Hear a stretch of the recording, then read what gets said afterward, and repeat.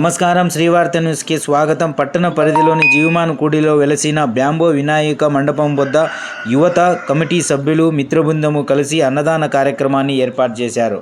మానవ సేవే మాధవ సేవ అనే సంకల్పముతో పలు సేవా కార్యక్రమాలు చేస్తూ మట్టి వినాయకునితో పూజిస్తే పర్యావరణ పరిరక్షణ కాపాడడమే కాకుండా పర్యావరణానికి హాని చేయకూడదనే ఉద్దేశంతో మట్టి వినాయకుడిని ఏర్పాటు చేసినట్లు కమిటీ సభ్యులు తెలిపారు.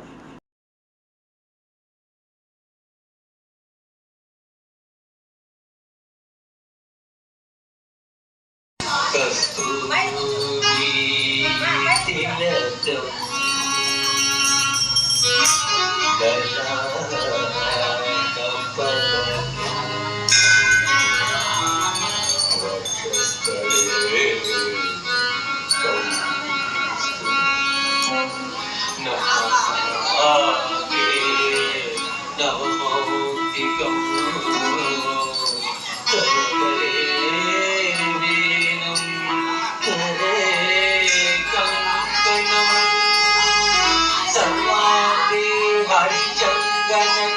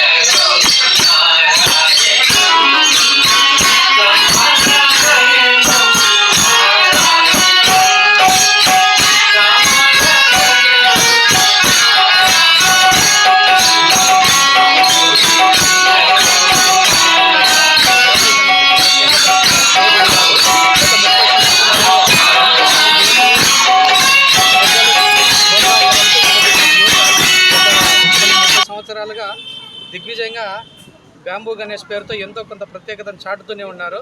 అందులో భాగంగానే గత 4 సంవత్సరాలుగా వైవిధ్యం కనబరుస్తూ ప్రతి సంవత్సరం అంతకంతకు అందకుండా ప్రతి సంవత్సరం వినూత్నంగా 2024 వినాయక చవితి సందర్భంలో భాగంగా నేడు నరసింహస్వామి అవతారంలో ప్రతిష్ఠించిన వినాయకుడిని మీరందరూ చూస్తున్నారు.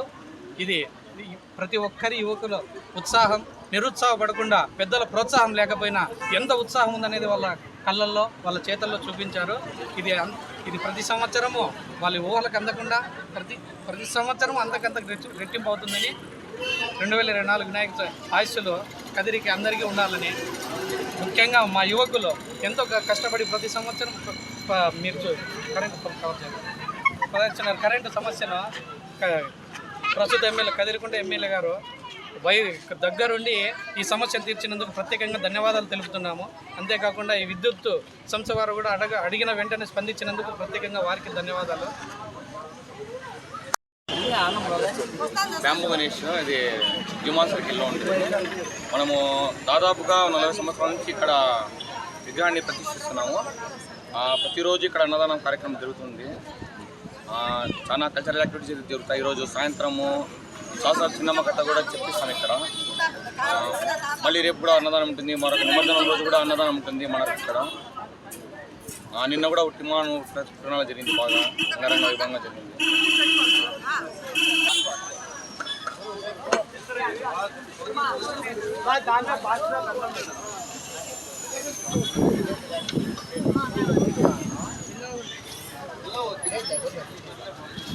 బన్నీ ఒకే దూరం